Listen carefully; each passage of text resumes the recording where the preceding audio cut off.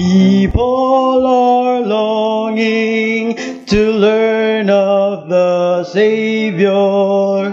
Children are growing, not knowing He cares. Lord, let me tell them about your compassion. Lord, where can I be used? Lord, let me serve. Lord, let me follow. Give me a place and a purpose to fill. Teach me to serve. Teach me to follow. Use me to do your will. Lord, let me serve. Lord, let me to follow.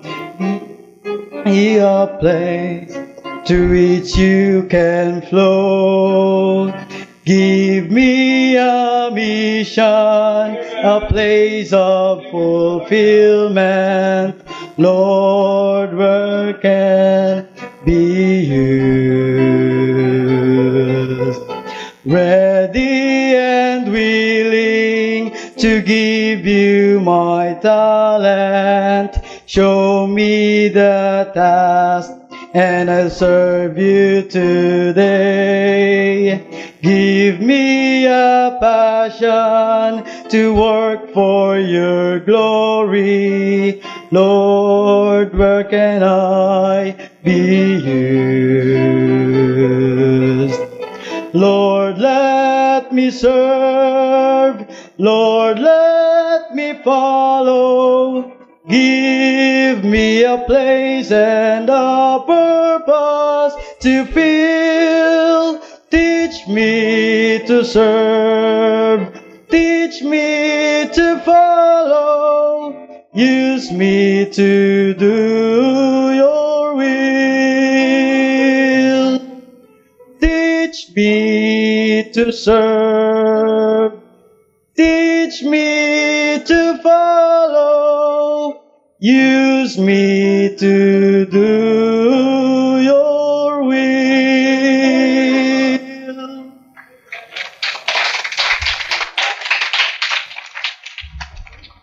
Amen. Praise the Lord. Well, tayo nagpapasalamat. Are you happy tonight? Amen. Tayo nagpapasalamat sa Panginoon for answered prayers. At pananalangin natin na makapasa ang mga kapatid sa LEP. Ano si dapat pag Saturday nasa review.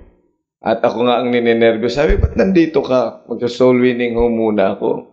Ba't hindi ka mag-soul winning na lang daw siya kaysa sa pumunta siya sa review. Pero mo yan? Kaya, ganun na lang ang panalangin natin na sinagot tayo ng Panginoon. Amen? Okay. Kaya, Rolly, paikuha na yung kanilang mga transcript of records at saka yung kanilang, yung certificate, di ba? Kuha tayo ng kopya. Alam niyo, yung pinapanalangin natin na tertiary education ay makakatulong ang mga professionals. Yung lahat ng mga professionals, maganda mag-submit kayo ng transcript of records nyo kay Rolly. Just in case we need, yung mga tao. Kasi kailangan natin ng pool of people, professionals, when we start our tertiary education. Okay? Or tertiary na school, yung kailangan po natin yan. And then, in line with that, ngayon pong April 28, yung pong lahat ng graduate at lahat ng mga pumasa sa mga bar exam at sa mga LET at kung ano pa, ay meron tayong banquet achievers achievers banquet. So I'd like the parents also to be with the banquet. At start natin, part na yan na may program natin sa Sunday. Ilagay natin yan, 5 o'clock we'll start our service and then i-cater natin yung mga nag-graduate ngayong taon. At yan ay pagpapasalamat natin sa Panginoon na nakagraduate sila, including high school. So sa mga high school, ano yun yan, it's one thing. So lahat po ng mga high schoolers na nag-graduate at college, o kaya yung mga nag-PhD na nakatapos, MS, or nakapasa sa board, ay kasama lahat. And then, maybe yung mga parents ninyo ay hindi nyo ma-invite. I think this is a high time that you can invite your parents. And then, we will have our banquet sa hapon. So from 5 o'clock, we'll have a very short program. And then we will have the banquet itself. Okay, so paplano po namin yan ni Brother Rolly. But if you have suggestions, you can just tell us. Okay, so yan po ang pasalamat natin sa Panginoon. I know that is a very important part. Kaya Sunday natin gaganapin. So people would know, tas papanalangin natin ang mga professionals, ang mga nakagraduate, mga high schoolers, at malaman nila kung ano talagang ang kanilang tatahakin sa kolehiyo, and then yung mga college naman sa paghahanap nila, pagbibilang ng poste para makahanap ng trabaho, yun namang mga board passers, mga yan. Okay? And then we'll have a good fellowship with your parents. Okay? So, let's all stand up, please. Buksan po ninyo ang inyong mga Bibles, Genesis chapter 19.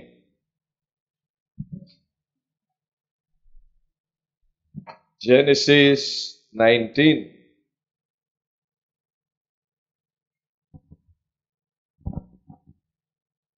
At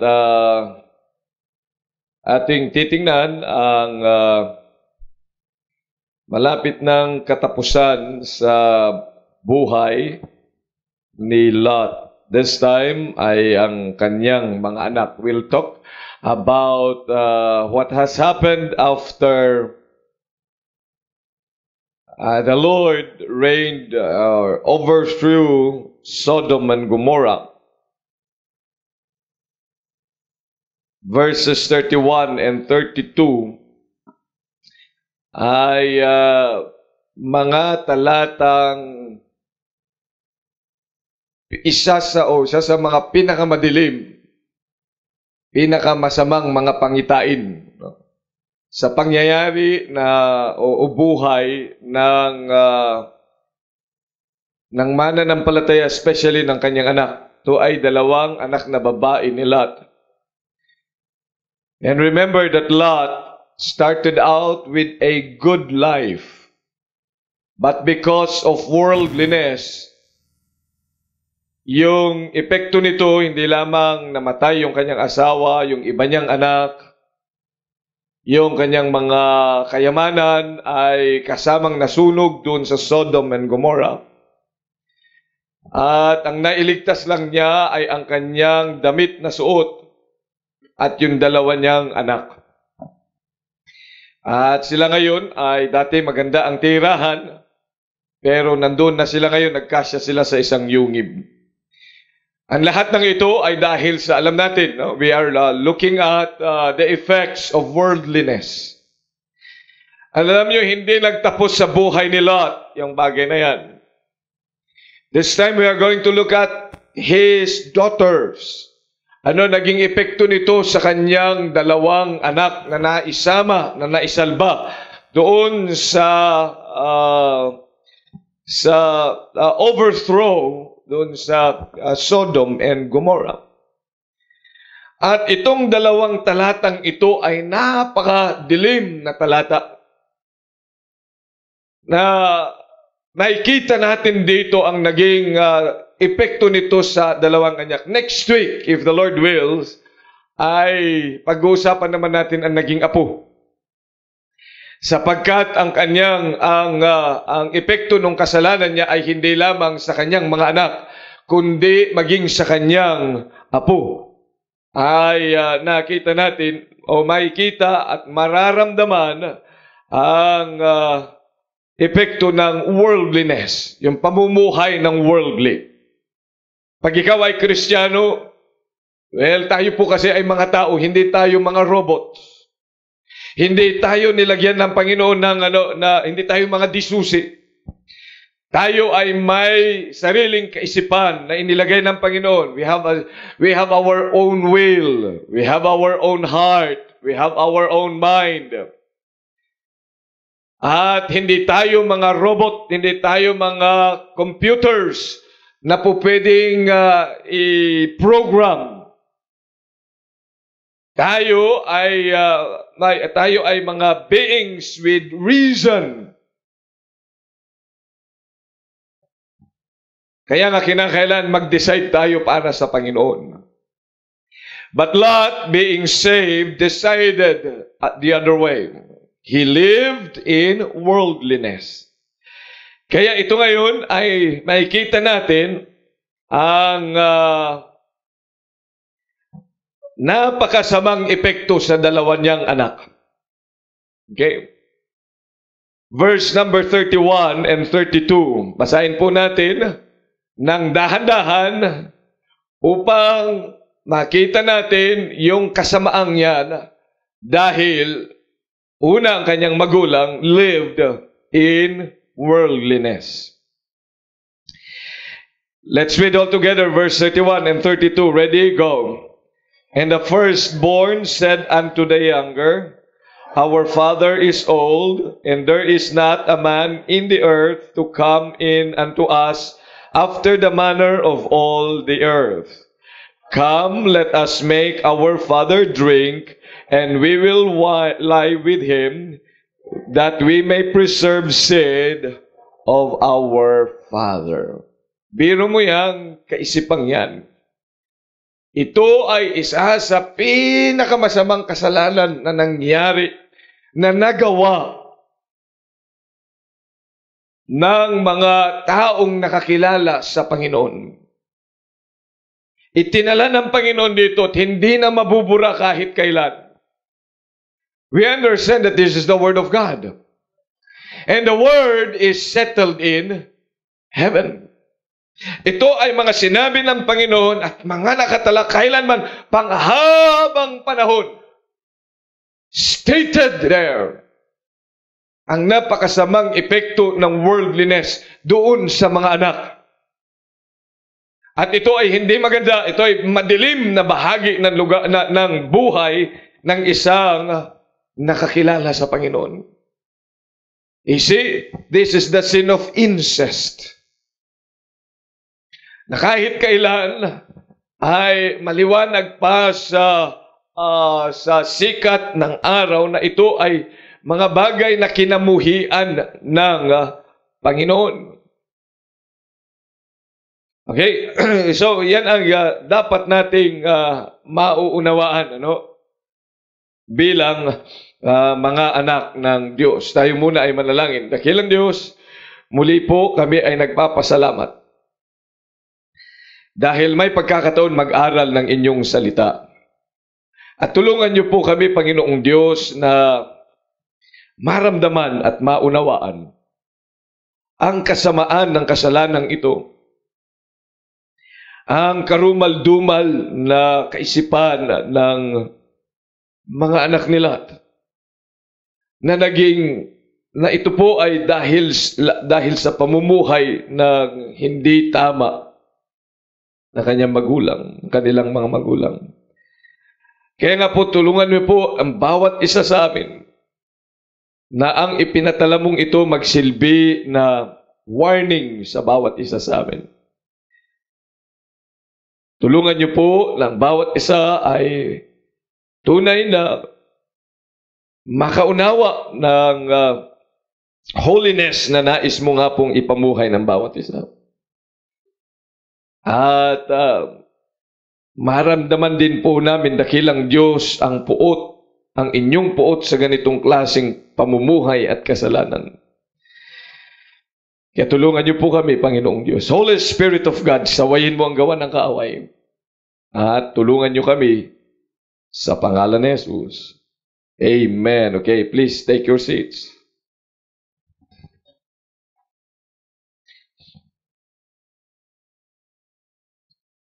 Now, ang pagiging makamundo or worldly o pamumuhay ng hindi ayon sa salita ng Diyos o ayon sa kanyang pamantayan ay hindi ho yan pinalalampas ng Panginoon na hindi tayo nagsusulit. Tingnan po ninyo sa 2 Peter chapter 2. Bago nga ho niya sabihin ang patungkol sa overthrow, ay mayroon pang minention ng salita ng Diyos previously na mga warning sa kanila. 2 Peter chapter 2, tingnan po ninyo. Verse number 4. Ano na po kayo? Okay, let's read all together. Verse number 4, go. For if God spared not the angels that sinned, but cast them down to hell, and delivered them into chains of darkness to be reserved unto judgment. You see? Sabi niya, ang mga anghel, yan ay mataas na uri na celestial being, spiritual beings. They have been living with God in heaven. They have occupied the holy place called heaven. Naroon sila. Kumbaga, sila ay mga mataas na mga uri ng mga nilalang ng Panginoon, the angels. But because they have sinned, God did not spare them. Hindi niya sinabing, sige, mga matataas naman kayong mga uri na aking mga nilalang. Patawarin ko na kayo. Noong nag-aklas ang mga anghel na ito against our God, they were overthrown and hell was prepared for them. In fact, hell was not meant for men. Hindi ginawa ng Diyos ang impyerno para sa atin, para lamang sa anghel. Bakit? Ang mga anghel, they are celestial beings, they are spirit beings, at sila po ay hindi ho namamatay. Kaya nga, anong kaparusahan? Ang kaparusahan ay kahirapan doon sa dagat-dagatang nagniningas ng apoy at asupre. Forever they will serve their punishment in hell. Eh sabi nga, nung sila'y nagkasala, nung sila'y hindi na nabubuhay ng tama, hindi in-exempt ng Panginoon. Hindi kagaya dito sa atin kapag government official, kapag mayaman, hindi na ipapakulong. Hindi nakukuha, hindi sila ay palaging nakakalaya, nakakapag-bail. Bakit ho? Sapagkat sila ay mga nasa matataas na mga posisyon sa ating bansa.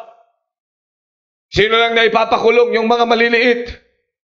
Pag maliit na mga tao, walang pera, pangpiyansa, nakukulong. At kapag sila ay mga kadikit nung presidente o kadikit nung mga matataas, hindi yan napaparusahan.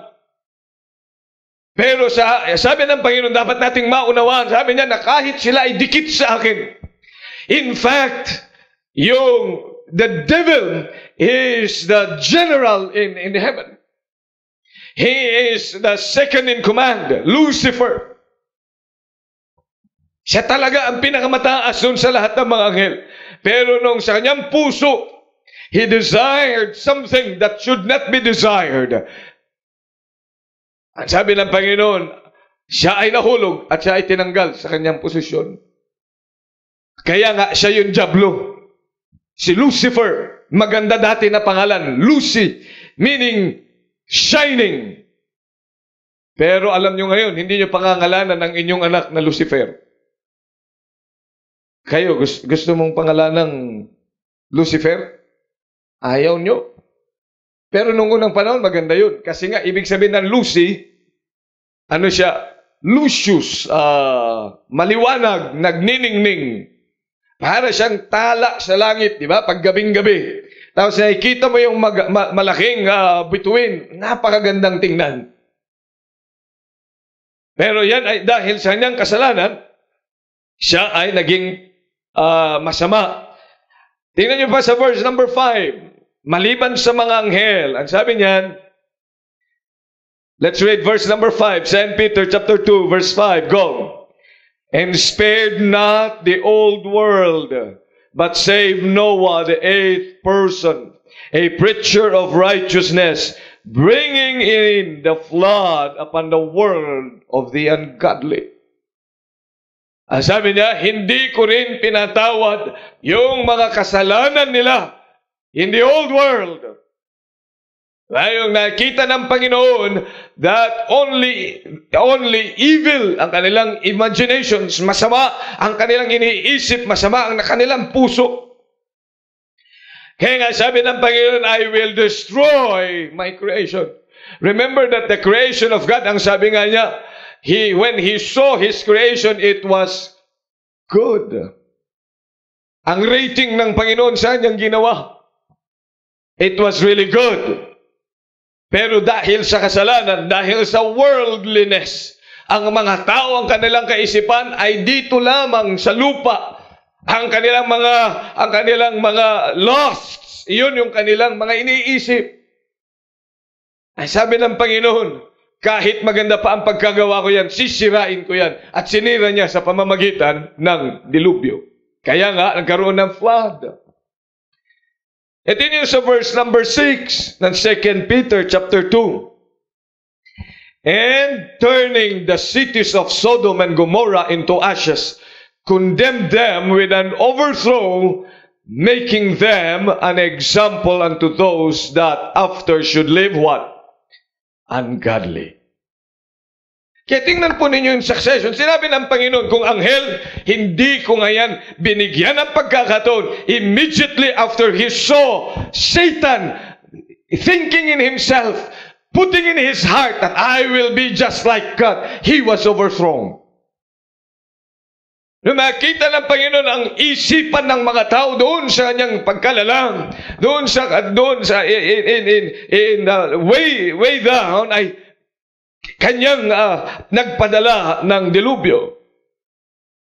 And then when Sodom and Gomorrah and their sin went up to God, He overthrew them by ashes. In other words, sinunog ng Panginoon ang Sodom and Gomorrah. At ang sabi ni Peter, making them an ensample unto those after should live ungodly. After those. Kaya nga, maging sa atin, ito po ay ensample. Upang maunawaan natin that living worldliness, at being worldly, ay hindi ho yan palalampasin ng Panginoon. Kaya nga, dapat ay maunawaan natin. In fact, bakit ho galit na galit ang Diyos? Verse number 7, and delivered just Lot, vexed with the filthy conversation of the wicked. Bakit ho? Sapagkat napapahirapan ang mga mananampalataya. Kaya hindi makapaglingkod. Kaya hindi makagawa sa Panginoon. Vexed with the filthy conversation of the world. Because of worldliness. Yun lang ang dahilan bakit hindi ka magagamit ng Diyos.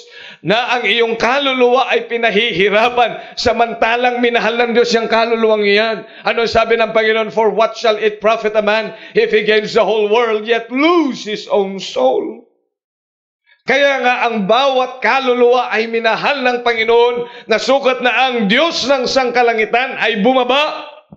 Iniwan ang kasaganan doon sa langit. Iniwan ang paglilingkod ng mga anghel sa langit. Nagpakababa siya para saan? Bawat isang kaluluwa. Pagkatapos ang kaluluwa na yan na iniligtas ng Panginoon ay pahihirapan lamang ng worldliness, kaya galit ang Diyos sa worldliness. Dahil walang Kristiyano na worldly, na masayang naglilingkod sa Panginoon. Nahihirapan sa simbahan, nahihirapan sa mag-isa, nahihirapan sa bahay. Hirap na hirap yung kaluluwang yan. Remember na, ano bang nahihirapan? Ano nahihirapan? Ang katawan ba nahihirapan?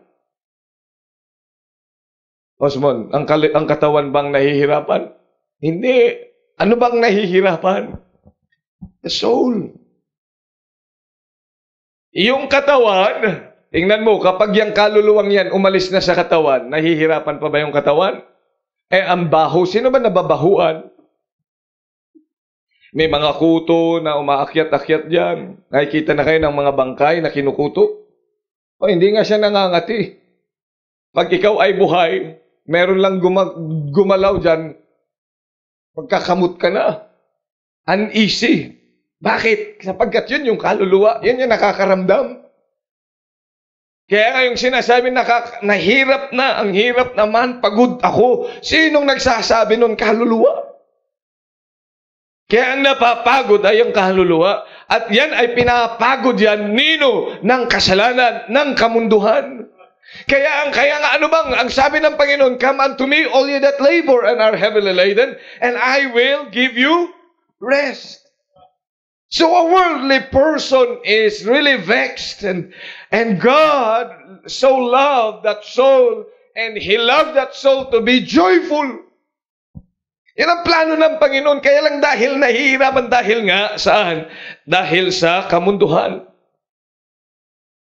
Now, may kita natin na ang kamunduhan, yan ay paraan ng dyablo para ikaw ay hindi talaga gamitin ng Panginoon ng maayos. Tingnan nyo sa 2 Corinthians chapter 2, verse number 11. 2 Corinthians chapter 2, verse 11. Ang sabi na salita ng Diyos. Let's read all together. Ready? Go. Lest Satan should get an advantage of us, for we are not ignorant of his devices. Kaya nga, yan ay device ng dyablo. Para hindi ka maging fruitful na Kristiyano. Para ikaw ay madiskaril. Para hindi ka gumawa sa Panginoon. Biro mo, meron kang boses, hindi mo magagamit sa Panginoon. Meron kang talento, hindi mo kayang gamitin sa Panginoon. Bakit? Sapagkat, yan ang nais. Sino mang nais na ang isang Kristiyano ay hindi magamit ng Diyos? Of course, it's the devil. And so what is his work? His work is to make you worldly. At kapag worldly ka, hindi ka talaga magagamit ng Panginoon. Kaya nga, hindi ba si Adan at saka si Eva, bakit ba sila'y napahirapan? Hindi ba sila nabubuhay ng maayos? Hindi kinakailangan sila ay magtahi. Pero nung sila nagkasala, kinakailangan pa sila magtahi ng mga dahon para sa kanilang damit. Kinakailangan pa sila magtago sa Diyos nung dumating na ang Panginoon. Biro mo yan? Samantalang, hindi ba masarap yung nabubuhay nang wala kang kinakatakutan? Kapag may masalubong ka, hindi ka biglang tatago? Hindi ba? Pero kapag may kinakatakutan ka, siyempre naku, ano kayo mangyayari sa akin dito sa... Naglalakad ka dyan, pagkatapos ay meron kang kaaway, nagtatago ka. Pero kung wala kang kaaway, ay masarap talaga maglakad. Amen? Si Adan at si Eva, pinabagsak din ng worldliness na yan ang pinakamalakas na tao. Sino ang pinakamalakas na tao na nabuhay sa mundo? Si Samson, kilala nyo yan. Pero dahil sa worldliness, bumagsak siya. Yung pinakamabait na tao, the meekest man on earth, sino yun? Si Moses, biro mo yan, kahit napakabait niyang tao. Pero napabagsak din siya, hindi nakarating sa promised land. Samantalang si Moses, si Moses, ang hirap ng buhay niya, noong inutusan siya ng Diyos, yang aking mga anak na yan sa Egypt, dadalhin mo sa promised land. Aalsin mo sila dun. Biro mo yung umpisa ng kanyang buhay. He met many adversaries. Pero sa biyaya ng Diyos, siya ay nakaalis doon at sila ay nagpapunta pa sa wilderness. Pagkatapos ay kitang-kita na niya, malapit na ang promised land. Pero sabi ng Diyos, dahil nga na naging worldly siya. Paano naging worldly si Moses? hindi nanampalataya sa Panginoon. Anong sabi ng Panginoon sa kanya? Kausapin mo yung bato. Pero anong ginawa niya? Imbis na kausapin, hinampas niya ng 2 beses. Pero nagsalita din naman, ayan ang tubig na gusto nyo. Pero bakit niya nagawa yun? Dahil naasar siya doon sa mga tao. Pero sinong may pakana noon? Sinong may gawa noon para siya ay bumagsak? Ang diablo. Naghahanap siya palagi ng pagkakataon para ang anak ng Diyos mapahirapan. Yun lang ang gagawin niya. Kaya nga, hindi tayo magkakaaway. Amen. Kapatid, hindi mo kaaway ang iyong pastor. Kung siya man ay nagsasabi ng masakit na bagay at nasasaktan ka, it is because he is fighting your battle. Hindi mo kaaway ang iyong mga magulang kung sila man ay nagbabawal ng bagay sa iyo. Hindi mo sila kaaway. Pag sinabing, hindi pwede yan. Ito ang tama. Huwag kang pumunta dyan. Dito. Huwag mong isuot yan. Ito ang dapat mong isuot. Huwag mong kainin yan. Ito ang dapat mong kainin. Bakit niya ginagawa yan? Hindi yan ginagawa para sikilin ang iyong karapatang pantao. But he is waging his war against the devil because the devil wants to really destroy you. Hindi mo kaawa yung Sunday school teacher mo. Hindi ka pinapatamaan ng Sunday school teacher mo. Sinasabi niya yan. Dahil kinakailangan mong malaman because we would not want to be what? Ano sabi niyan? Lest Satan should get an advantage of us for we are not ignorant of his devices. So wag mong iisipin, akala mo naman kung sino yung magaling, akala mo naman kung sino siyang banal. Hindi ganun. He is fighting your battle. Alam mo, ikaw dapat ay magtaka kung alam na, kikita na mali ang iyong buhay ay hindi siya nagsasalita. Yun ang dapat mong layuan na tao. Ang sasabihin ba, ayos lang yan, tama-tama, sige pa. Nagkatapos ay siya yung iyong siya, okay lang yun, sige, tama yan. Sige, nakawin mo pa yan. Huwag mong ibigay ang iyong tithes, tama yan. Yan talaga, huwag ka mag-soul winning, ayos lang yan. Praise the Lord pa siya. Hindi yan nakakabuti. Yun ang kaaway. Pinahirapan ng worldliness ang taong the man out from God's own heart. Sino ho yun? Si David. Biro mo. Ang puso ng Diyos naroon na. Kanino? Kay David. Pero tingnan niyo nung siya'y nahulog sa kasalanan. Bakit? Sapagkat hindi niya ginawa ang dapat na nais ng Diyos na kanyang gawin. Ano bang nais ng Diyos? Sa isang hari, dapat ay pumupunta siya doon sa pakikipagbaka. Dapat nandun siya sa battlefield. Pero hindi siya pumunta. Tinamad siya. Kaya siya nahulog saan? Sa kasalanan. Kaya nahirapan, namatay ang kanyang anak. Pinasamba rin naman sa Diyos-Diyosan ang pinakamatalinong tao. Sino yun? Biro mo yan, ang talino na nun, Bakit kaya? Kung sino pang matalino, siya pang napaglalangan. Ang talino nun Hindi mo nakita? Kaya nga, kapag may nakikita, ang talino naman yung taong yun, bakit naman siya ay nabokya? Bakit naman siya ay nalinlang nung taong yun? Ba't siya nalinlang? Si Solomon nga, anong panama mo kay Solomon? Kaya nga, huwag tayong magmamalaki. Amen? Ang kamunduhan, yan ay palagi gagamitin ng dyablo para ikaw ay mapahirapan, ako ay mapahirapan. Ang dyablo, sabi nga ng Genesis chapter 3 verse 1, now the serpent was more subtle than any beast of the field. Subtle, yung word na subtle. Yung ibang mga versions, ginawa nila subtle.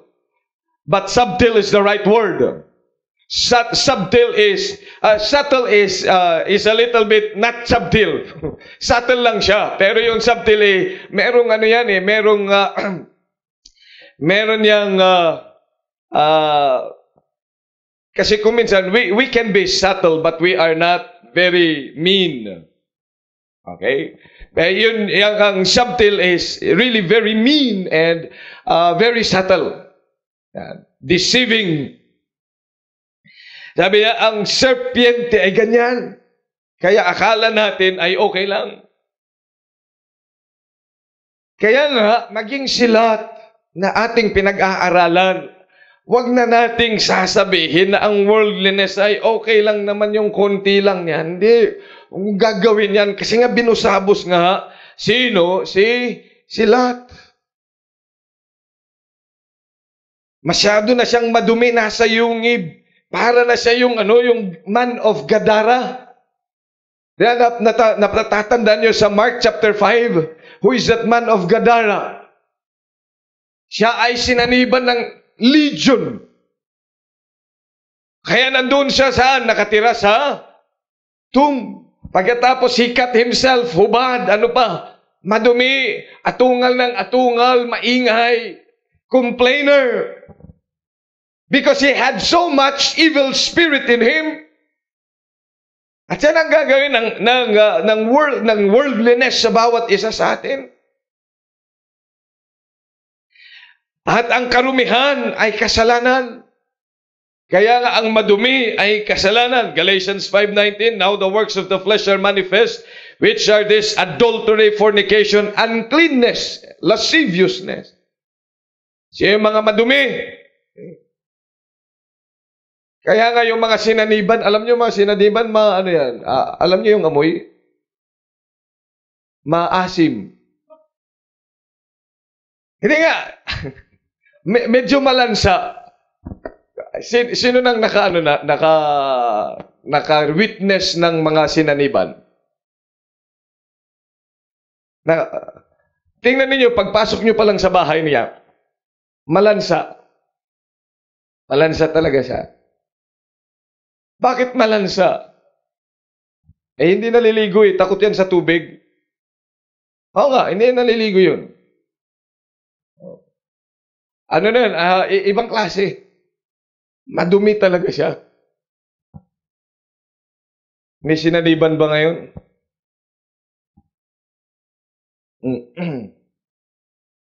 Tingnan po ninyo, no?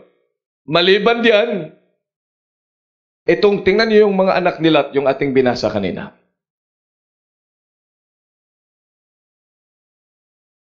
Pero mo iisipin ng isang anak yung bagay na yan. Kababaeng tao. Sa bagay nga naman, marahil, nakita nung dalawang ito. Noong i-offer ni Lot yung kanyang anak sa mga homosexuals. Hindi ba? Nung nandun ang mga anghel, lalaki, pagkatapos ay dumating yung mga bakla, doon pinalibutan sa yung bahay nila at kinatok sila. Sabi niya, palabasin mo yung mga lalaking yun and we will know them. Ano sabi nila? Hindi po pwede. Ito na lang anak ko. Dalaga pa ito. Biro mo yan. Ini-offer niya yun. Kaya no wonder, itong dalawang ito, ano ang kanilang kaisipan? Kaya huwag kang magtataka kung ang anak mo ay nagmumura. Baka naman kayo nagmumura din. Huwag kang magtataka kung ang mga anak mo kung makapanood ng mga malalaswa, baka kayo nanonood din. Huwag kang magtaka kung ang iyong mga anak ay iba ang kanilang mga kaisipan dahil baka ikaw din ay iba ang iyong kaisipan. Yan yung kamunduhan. Binubusabos at binabago talaga prioridad sa buhay. Now let's look at 3 things that can be learned from these things or from the life of Lot's daughters. Balikan natin ang Genesis chapter 19 at makikita natin dito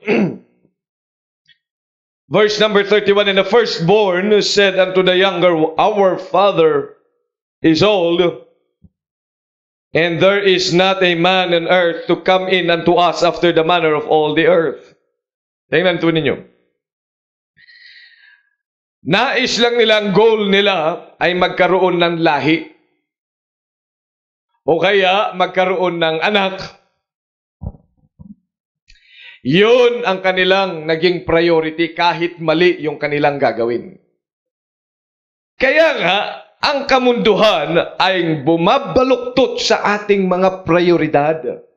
Kaya yung priorities mo nagbabago dahil ikaw ay worldly. Hello? Worldliness will always change your priorities. Worldliness will always lead you to wrong priorities. Tatandaan mo yan. Hindi kanyan dadalhin ang worldliness sa tamang prioridad sa buhay.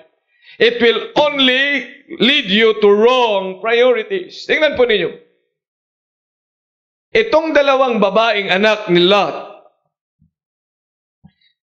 alam nila na ang hindi magkaanak ay isang sumpa. Na totoo lang yun. Kaya nga, nung unang panahon, pag wala kang anak, it's a reproach. Diba? Kaya nga sinasabi natin sa Tagalog, baog. Sinasabi natin yun. Ayaw. Masamang salita yun. At masakit yun. Kaya alam nila din yun, bagay na yan. Bakit? Sapagkat yun ang kanilang nakalakhan na ang babae ay kinakailangan magkaanak. So sabi nila, we are under curse pag ganun, kaya kailangan magkaanak tayo. Pero sa maling bagay. Kasi yung kanilang priority ay yung gawin ang mali, hindi nila priority ang gawin ng kalooban ng Diyos. Makinig ka ba, Igi? Ang worldly, mas nanaisin niyang gawin yung gusto niya, hindi yung gusto ng Panginoon. Kaya nagbabago yung priority. Di ba nawala si Rachel, si Sarah, si Hannah, si Elizabeth, ito po ay mga babae doon sa Bible lens, dito sa Bible, itinala na hindi rin sila nagkaanak. Mahirap sa kanila. Pero makita natin, because they prayed, they asked, Sarah, Rachel, Hannah, Elizabeth, ang mga ito, nagpray sila. At binigyan din naman sila ng anak ng Diyos. Pero tingnan ninyo, maging si Sarah nga, hindi ba? Nagkaroon siya ng masamang kaisipan. Dahil sa gusto rin niya magkaanak, ano nangyari? Gumawa siya ng masamang paraan. O kaya nagkaroon ng Ismael, yung anak ng kanyang katulong. At sino si Ismael sa ating panahon ngayon? Yan ang Arab nation. Siya yung ama ng Arab nations na ngayon ay lumalaban sa Israel. Kaya hirap ang Israel dahil sa Arab nation. Bakit ho? Sapagkat mayroong isa na nagkamali ang kanyang worldly na pamamaraan. Hanggang ngayon yung epekto na yan. Kaya nga, ang worldliness, mga kapatid, ay hindi ho nagbubunga ng maayos. Yan ay kaaway talaga. Yan ang nagpapahirap sa Kristiyano. Hindi kanyan sasantuhin ang worldliness. Tingnan niyo pa, ano pa sabi niya? Mas ninais nila, sabi pa kanina, our father is old, and there is not a man in the earth. Ano ito, panghabang buhay na lang tayong dalaga. Kaya, di ba, nakakalungkot talaga yung nagpakatandang dalaga pagkatapos ay magtatanan. Diba? O, di ba? Nakakatawa talaga yun. Pero may mga ganyan. Natatawa ho tayo, pero marami ho kaming kakilala, akong kakilala, na ganyan nagpakatanda sa simbahan. Oo. Pero nung makakita na, dati-dati pag may nanliligaw yan, susumbong kita kay pastor kasi ayaw niya. Noong gusto na niya, ayun, wala na. Secret na, secret. Ayun, maya, itinanan na siya. Marami. Nagtanan na siya. Tumanda. Ay, kaya nakakalungkot, no? Kayong mga nagkakaedad sa simbahan,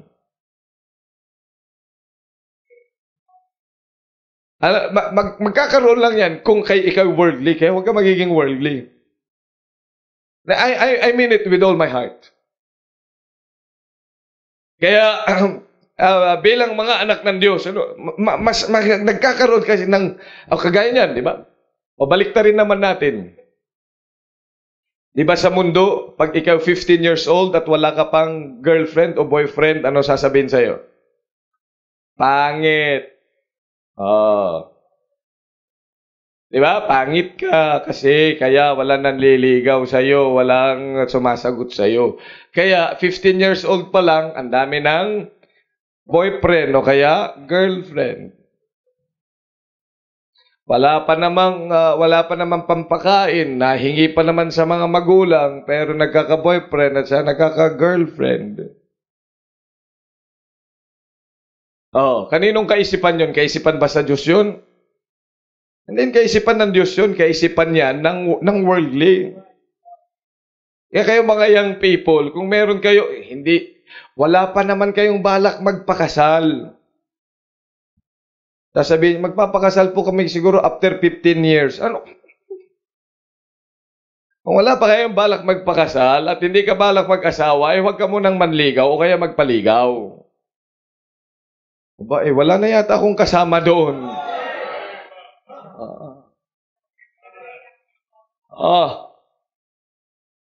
Ano gusto nyo? Sige, manligaw na lang kayo at saka magpaligaw. Kung kayo mga 15 years old, basta teenager, manligaw na kayo. Nag-amen pa yung iba. What a comfort. Ano, mag-scotch yung sabihin ko.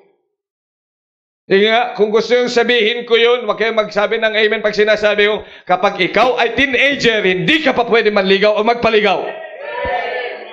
Pag ikay nag-aaral pa, hindi ka pwedeng manligaw o magpaligaw. Bakit mo konti na naman? Yan. Kaya nga, kasi wag kang maging makamundo. Yan ay kaisipan ng mundo. Kaya nagmamali yung ating mga prioridad sa buhay. Worldliness always leads to wrong priorities. Bakit wrong priority? Dapat ang prioridad mo pag nag-aaral ka, pag-aaral. Amen? Pag nag-aaral ka, aral muna. Yung baon na binibigay sa'yo para sa pag-aaral mo, hindi sa panliligaw mo. Tama ba ako? Tama ako yun. Kahit ayaw mo, tama ako. Dahil yun ang dahilan bakit may baon ka. Pinabaunan ka ng iyong mga magulang para sa iyong pag-aaral. Pambili mo yan ng project mo, hindi pambili yan ng bulaklak. Priorities. Ngayon, kapag ikay nakagraduate na, nagtatrabaho na, hala, sige, go!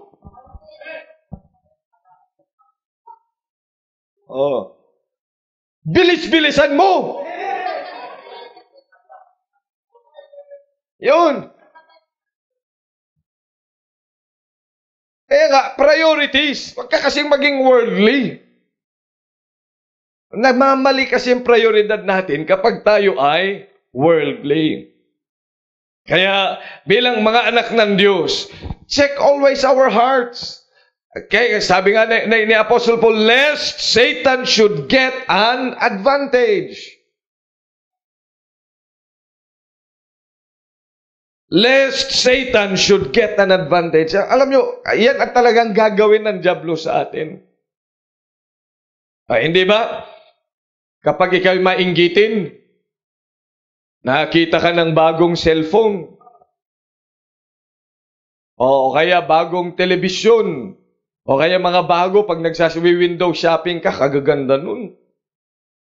Ano nangyayari? Nagbabago priorities mo.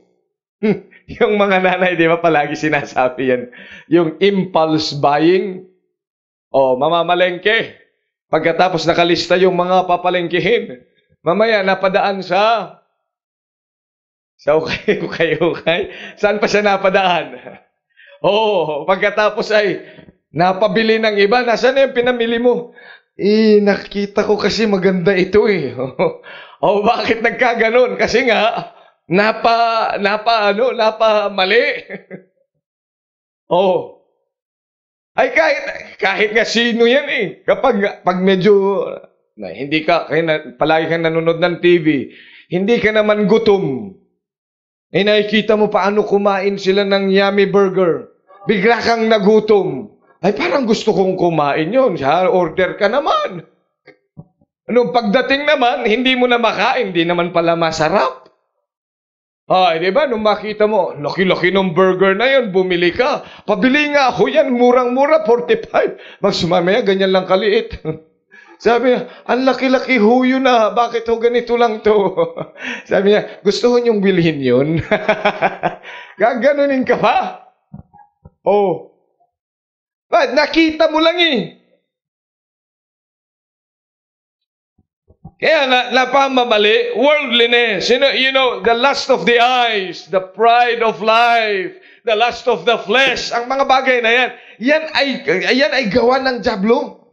At dyan siya magaling. Kaya nga, huwag tayong paluloko sa dyablo. Amen? Hindi dahil nakita mo parang maganda, parang maayos, parang masarap, parang pupwede. Huwag tayong maging worldly para hindi mabago ang ating mga priorities sa buhay. Amen? Second, ang kamunduhan ay mananatili sa ating puso kung hindi natin ito tatanggalin. We may be out of Sodom, but Sodom may be right in the heart. Tingnan niyo itong mga ito. Tingnan niyo yung asawa nila, wala na sila doon sa Sodom, pero yung puso niya nandoon pa rin. Tingnan niyo itong dalawa niyang anak. Wala na sila, sarado na ang Sodom, sunog na ang Sodom and Gomorrah, pero yung ugaling sodomy ay naroon pa rin. Kaya nga yung puso natin ay dapat nating bantayan. Because indeed, worldliness is a matter of the heart. Makinig ka maigi sa akin, kumusta puso mo? Nasaan ba ang puso mo? Kaya nga, ang sabi ng Panginoon sa atin, di ba? If ye then be risen with Christ, seek those things which are above. Dapat yung puso mo ay para sa Panginoon. Sabi sa Colossians chapter 3 verse 5, look at your Bibles. Mortify therefore your members which are upon the earth, fornication, uncleanness, inordinate affection, evil concupiscence, and covetousness, which is idolatry. Mortify, ang ibig sabihin ay patayin mo na yun. Yung puso mo, tanggalin mo saan? Sa worldliness. You must develop a hatred against sin, against worldliness. Tingnan niyo sa Psalm 119. Psalm 119, verse 104.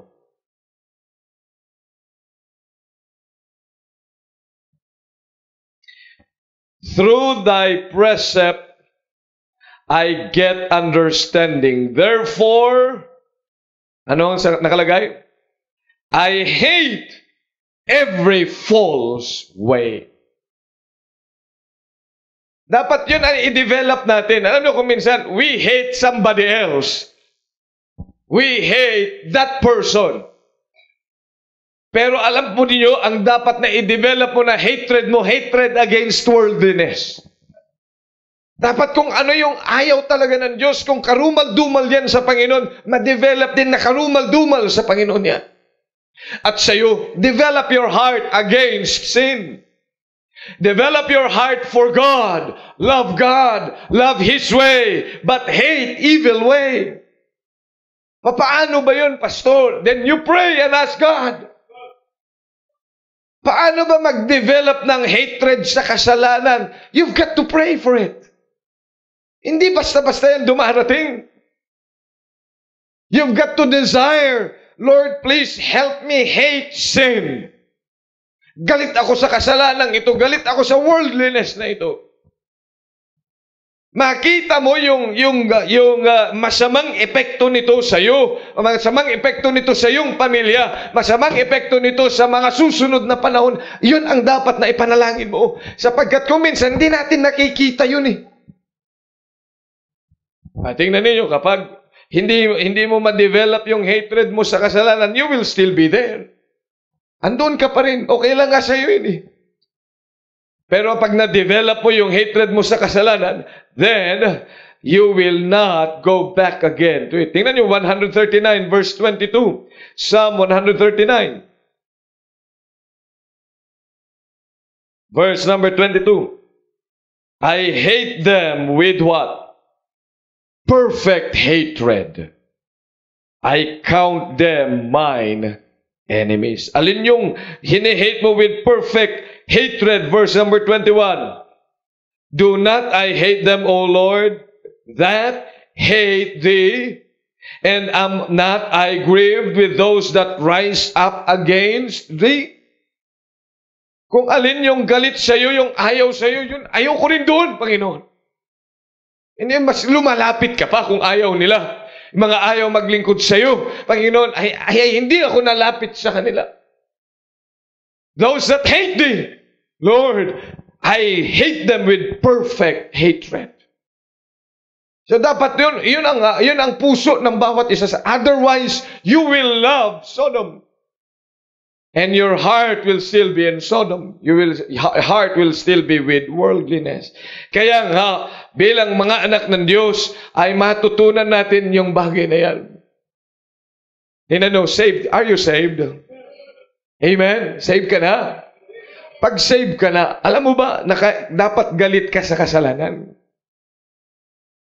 Pero bakit may mga kasalanan hindi ka nagagalit? Pag nakita mo nangyari, okay lang sa'yo. Bakit?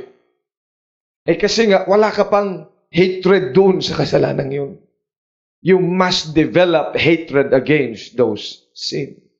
Against worldliness. Paano nangyayari yun? As I have said, you ask God. That comes with prayer and fasting. Ikaw ba nag-fasting ka na doon sa kasalanan mo? Yung mga bagay sa buhay mo, yung mga gusto mong matanggal doon sa iyong sarili. Ano yung kasalanan na doon ka palaging bumabagsak? Have you tried prayer and fasting? Have you started asking God, hindi po ako kakain hanggang hindi mo ako binibigyan ng hatred against that sin of mine?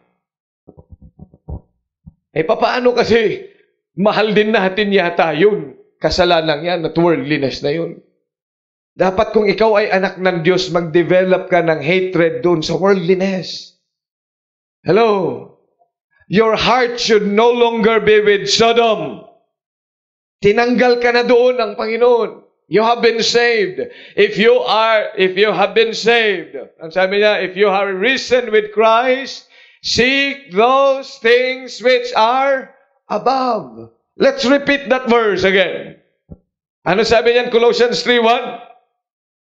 If ye then be risen with Christ, seek those things which are above. Again. If be risen with Christ, seek those things which are. Yan, kapag ikaw saved na, ang ibig sabihin yun, risen with Christ. Have you been risen with Christ? Wala ka na dapat dun sa kasalanan. Umalis ka na dyan. Kaya nga sabi ng Panginoon, why seek ye the living from the dead? Ang Panginoong Kristo nung siya'y nabuhay na magmuli, hindi siya nanatili saan? Doon sa libingan. Kaya nga kung ikaw ay ligtas na, huwag kang manatili sa libingan. You are already risen from the dead, then seek those things which are above. Yan ang dapat na gawin mo bilang isang anak ng Diyos. And then, ang kamunduhan ay umiigting sa ating pagpapabaya. If we have pampered flesh, then we are sure for degradation. Kapag yung flesh natin pinapamper natin, yun ang ating palaging binibigyan ng pagkakataon. Tiyak yan.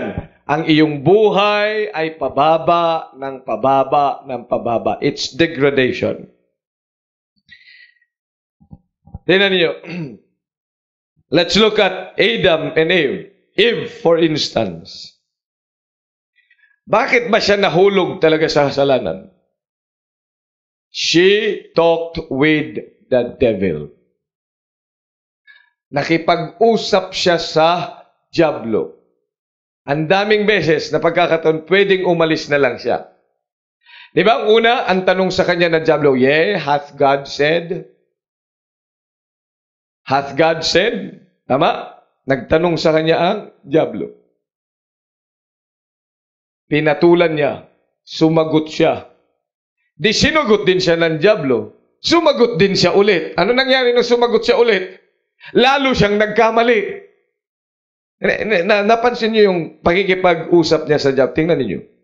Kasi kung minsan marami Kristiyano na ikipag-usap din sa dyablo, hindi niya namamalayan, dyablo na yung kausap niya. Kasi hindi salita ng Diyos ang kanyang ginagamit. Tingnan niyo. Verse number 1. Now the serpent was more subtle than any beast of the field which the Lord God hath made. And he said unto the woman, Yea, hath God said, You shall not eat of every tree of the garden? Ang dyablo gumamit din ng salita ng Diyos, di ba? Ano ang salita ng Diyos dyan? Ang salita ng Diyos, Ye shall not eat of every tree of the garden. Salita ng Diyos yun. Kaya lang, ang ginawa niya, nilagyan ng question mark. Okay. Kung ikaw si Eve at hindi ka worldly, dapat hindi mo na pinansin yun.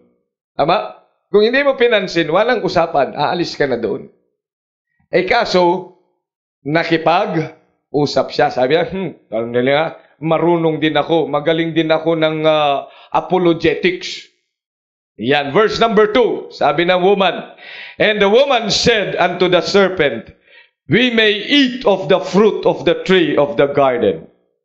But the fruit of the tree which is in the midst of the garden, God hath said, You shall not eat of it, neither shall ye touch it, lest ye die.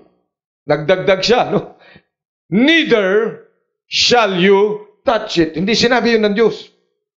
Walang sinabi ng Panginoon na, neither shall you touch it. Huwag mo ring sasalingin. Hindi rin sinabi ng Panginoon na, you shall not eat of, we may eat of the fruit of the trees of the garden. Hindi niya sinabing, we may eat. At sinabi ng Diyos, we may freely eat. Kinulangan naman niya. Tingnan niyo, pag nakikipag-usap ka sa dyablo, pwede bang may pag-usap sa dyablo? Oo, pwede. Tinawag kaya ako ng Diyos? Pero, noong una, sabi mo, Pastor, gusto ko pong mag-full time. Kasi po, bakit? Tinatawag po ako ng Diyos. Tapos, pambihira. Sino may sabi? Kasi ho, sa paikinig ko ng preaching, sasabayin mo, yan, babasahan ka pa niya ng mga verses. Maya-maya, ay sasabihin yan, Pastor, magpapaalam na po ako. Bakit? Hindi po ako tinawag ng Diyos. Bakit? Anong nangyari? Sinong kinausap mo? Sinong kinausap mo at hindi ka na pala tinawag ng Diyos? Samantalang dati tinawag ka ng Diyos. Kung minsan tayo kasi nakikipag-usap sa dyablo, dapat kung anong pinag-usapan nyo ng Diyos, doon ka. Amen? Kaya, tingnan mo, kung minsan masama ang loob mo, pag masama ang loob mo, nakakalimutan mo lahat yung mga verses. Anong pinag-uusapan nilalagay mo sa isip mo? Ano nilalagay mo? Lahat ng sama ng loob mo. Tama? Kaya tingnan nyo, sabi ng Panginoon kay Joshua, Joshua, this book of the law shall not depart out of thy mouth. Tama? Thou shalt meditate therein day and night. Di yun ang iyong i-meditate. Hindi yung sama ng loob mo kasi nagugutom ako . Wala ho, kasi parang wala ho akong future dyan. Kasi iniisip ko lamang po, ay kanino ka ba nakikipag-usap? Ay kaya pala nawawala ka. Kausap mo'y jablo. Minsan meron din ako kausap. Dalawa mag-asawa. Sabi niya, kasi pastor, para ho kasing nakakahiya na pong bumalik eh. Bakit? Nakakahiya na ho talaga siyang, na kaming bumalik kasi ganito yun eh. Ganun ba? Sino may sabi? Wala lang po, nararamdaman namin eh, tsaka naiisip namin. Pero ano ba sabi ng Panginoon? Sabi naman ng Panginoon, a righteous man falleth 7 times, but rises up. Sino susundin mo? Yung naiisip mo o yung salita ng Diyos? Kung minsan tayo, nakikipag-usap tayo sa jablo, hindi na natin nalalaman, nakikipag-usap ka na pala sa jablo. Hello? Kaya nga, arm yourselves with the Word of God.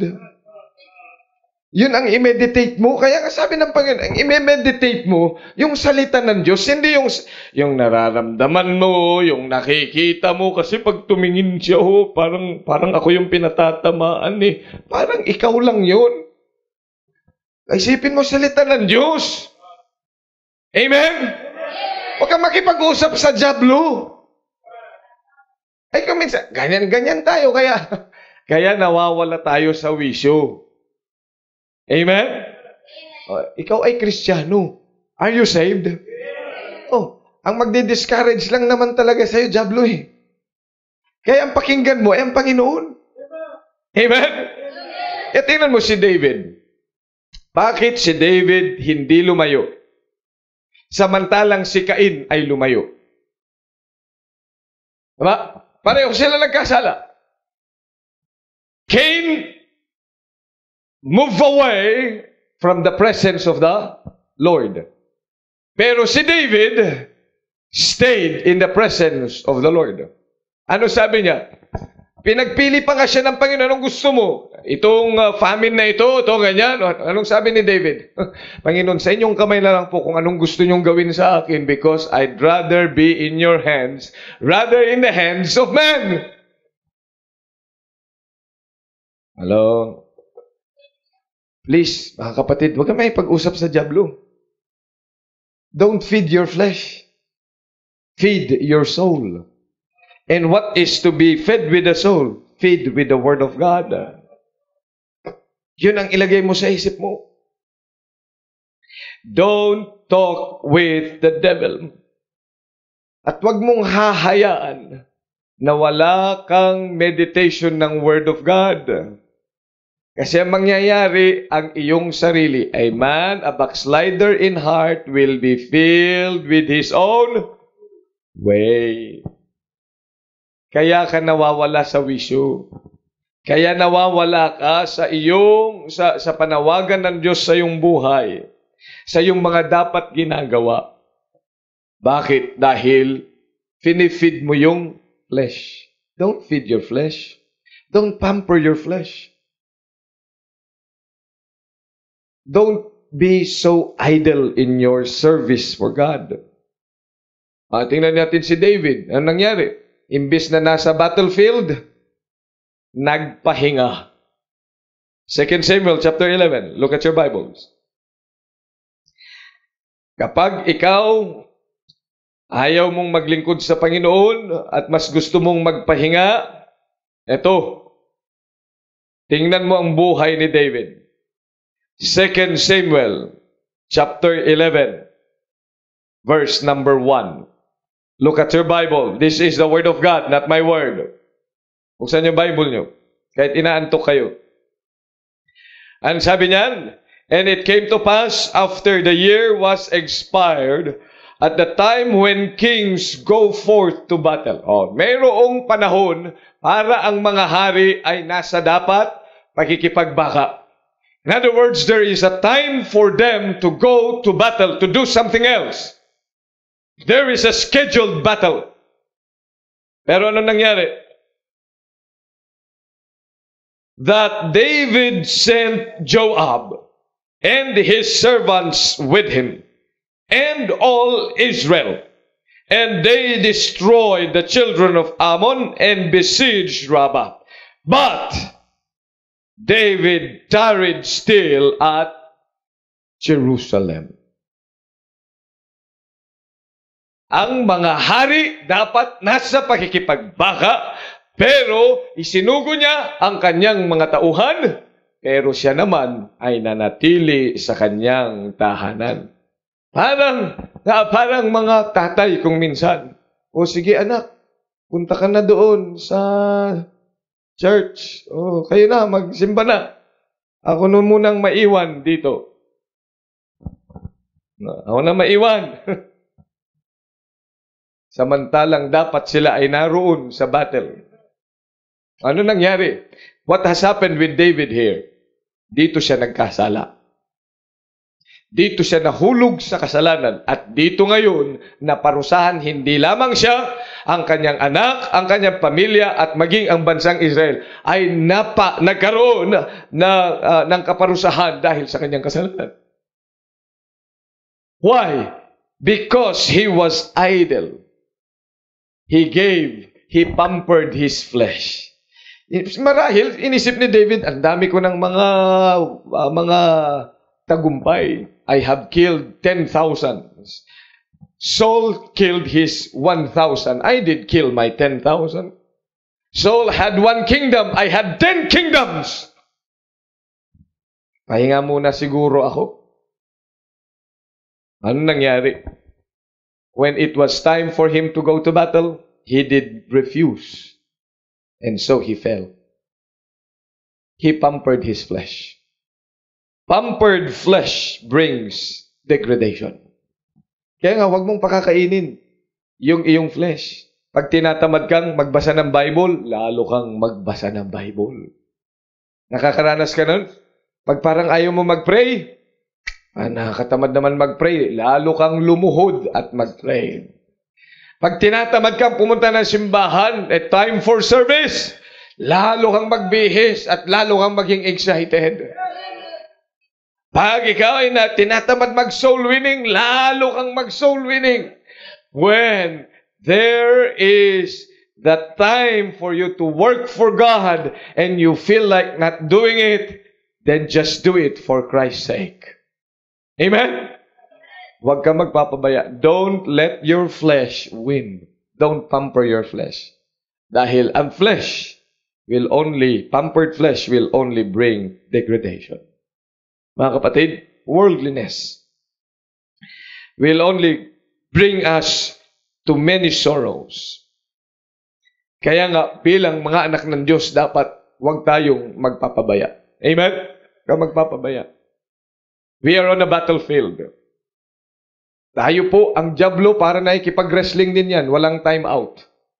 Akala mo, ay, nanalo na ako. Maya-maya, nasuntok ka na. Parang si Manny Pacquiao. Nakasuntok na siya. Ayos na. Magbe-bell na.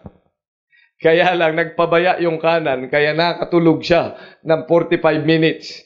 Tama ba? 5 minutes? Nakatulog siya sa Sunday school. Nakatulog siya sa preaching. Marami mga Kristiyano ganun pag nagpabaya. Kaya susunod, wala na, malamig ka pa sa bangkay. Napapansin mo, bakit kaya wala na akong joy sa pagbabasa ng Bible? Ba't kaya wala na akong joy umawit? Kasi nga, nagpabaya ka. Akala mo, ay nasa langit ka na. Mo ang fellowship at saka ang pahinga in heaven. In heaven. There will be rest in heaven. Amen? Ang rest natin ay sa Panginoon. At habang nandito tayo, umaasa tayo sa Panginoon. Ngayon, kung gusto mo nang magpahinga, talagang wala nang labanan, uwi ka na. Gusto mo nang umuwi, panalangin natin ngayong gabi. Para at least makapagpahinga ka na at hindi ka magkakalat sa lupa. Sino ang gustong magpahinga na? Pagod na sa pakikipagbaka. Tumayo at ipagpe-pray ko na kuhanin na ng Diyos But if you would like still to fight the battle, fight the good fight of faith. Amen? Amen? Let's get on. Bilang mga anak ng Diyos, let's all stand up. Dakilang Diyos, pagpalain mo po ang mga talata namin pong binasa at mga katotohanan ito. Maraming salamat sa inyong salita. Tulungan niyo bawat isa sa amin patuloy na naikibaka. At tulungan niyo po kami na hindi mabuhay sa worldliness. Hindi po namin mapamper ang aming mga flesh. Hindi namin, Panginoon, hahayaan ang aming mga puso ay nananatili na nasa Sodom. At hindi po maiba ang aming mga prioridad. Kaya tulungan niyo po ang bawat isa sa amin, pagpalain niyo sa pangalan ni Jesus. Amen. Habang tinutugtog ang awiting panyaya, let's have an invitation. Ba't hindi tayo lumapit sa Panginoon? At sabihin natin, Lord, help me not to live in complacency. Gusto pong mabuhay ayon sa inyong salita. And help me work it out for your glory.